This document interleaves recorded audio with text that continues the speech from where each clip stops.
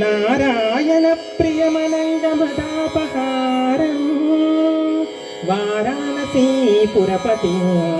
भज विश्वनाथं वाचामगोचरमनेकगुणस्वरूपं वागीश विष्णुसुरसेवितपादपीठं वामेन विग्रहवरेण कलत्रवन्तां वाराणसी पुरपति भज विश्वनाथम्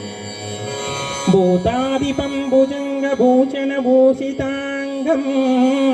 व्याघ्राजिनाम्बरधरं जटिलं त्रिनेत्रं पाशाङ्कुशभयवरप्रदशूलपाणि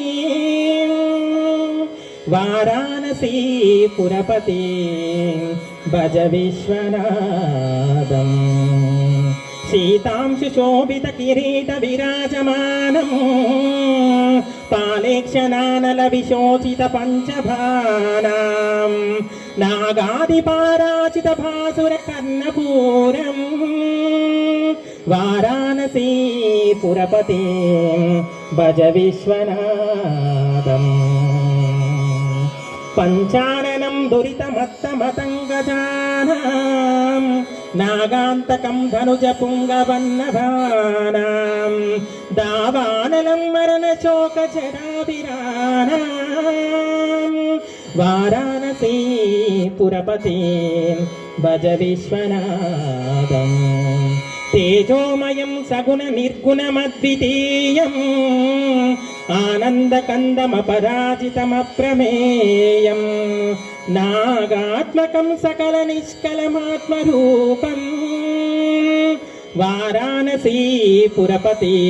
भज विश्वनाथम् आशां विहाय परिहृत्य परस्य निन्दां पापेरतिञ्चित सुनिवार्य मनस्समाधौ